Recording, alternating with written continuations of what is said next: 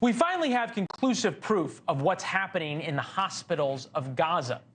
And that's important because even the New York Times can't figure out what's happening there. Like this story. Israeli forces near a struggling hospital they say covers a Hamas complex. Israeli officials say that Hamas has built a complex under al-Shifa hospital, a major Gaza hospital. Hamas denies it, that it is operating from beneath the hospital, whose patients face dire conditions amid power cuts. To the New York Times, both sides are the same, right? Israel claims X, Hamas denies it, who knows? Which makes this tape from the Israeli Defense Forces giving a tour of a hospital in Gaza so important.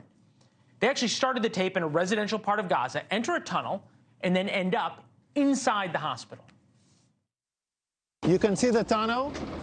The tunnel is let down more than 20 meters down. The rowboat found a door that is bulletproof. It's explosives proof, so it looks like a hard evidence, a clear evidence that the hospital direction is connected. We have hand grenades, Kalashnikovs, and then we have the RPGs. People shooting RPGs from hospitals. This is Hamas firing RPGs for hospitals. And proof is important, right? Facts, I was once told, matter. And nothing matters than the truth, what's actually happening. For no other reason than the media at all seems to be very concerned about hospitals in Gaza. And at least 4 hospitals are now located in areas of bombardment. Yeah, it's clearly a really, fraught situation there for your staff. How do you intend to go after Hamas without putting sick and injured civilians in that hospital at more risk than they already are? Even getting a couple of terrorists or a terrorist cell doesn't justify targeting a hospital. Even President Biden talked about it today. Hospitals must be protected, but nobody seems to care what's actually happening inside the hospital. Isaac Shore's here, staff writer for our friends at Mediaite, the world's premier website for the news about the news. Isaac, it's good to see you. I can't figure this out. There seems to be so much interest in taking and willingness by the media to take Hamas, who we know lie for a living, at face value, and then so much skepticism at anything Israel puts out. Why is that?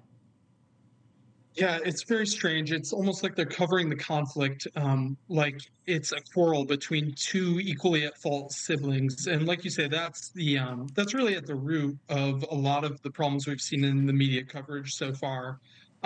It's hard to put a pin on it, especially because of the moral clarity we've seen out of the media in the war between Russia and Ukraine. You know, there's media reporters swooning over Zelensky every time he talks about, light versus darkness in his fight.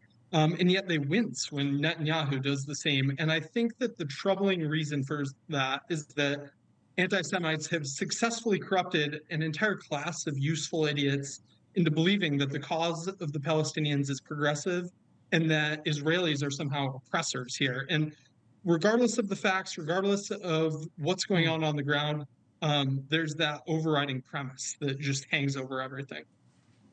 Yeah, we said that the reason that people are tearing down the posters of the hostages, who are by all accounts innocent in this, is because Israel must be demonized in every way. Israel cannot allow to be seen as a victim in any way, to your point, to be the oppressors. It's interesting to me, though, how at times you have kind of conflicting issues for progressives and for the media of issues they care so much about. For example, we know from interrogations that Hamas came in with detailed plans of their attack. This is according to the Israeli defense minister, including which commander should rape which soldiers in different places. And that is something that was actually removed, a quote, removed from an article the Washington Post wrote. And I guess the question would be, right, where is the Me Too movement? Why is skepticism for Israel and very kind thoughts towards the Palestinians at the very top of the intersectional pyramid that so many newsrooms live by?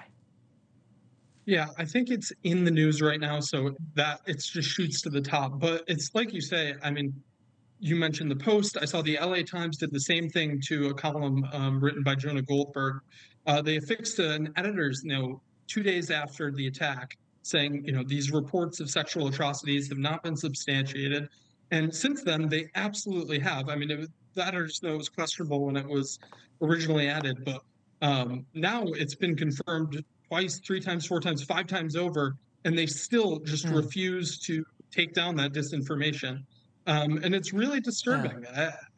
I don't have a good explanation for it. What I think is interesting is that for the world to see if Palestinian civilians are the issue, that there are Palestinian civilians inside hospitals. They're being held by Hamas, and the Israelis put out proof, and it's as if it didn't happen. Isaac, we appreciate it. Thank you. I thought the quarreling siblings was an interesting way to look at this. Thank you. Thanks for watching. Go to joinnn.com to find NewsNation on your television provider. And don't forget to click the red subscribe button below to get more of NewsNation's fact-driven, unbiased coverage.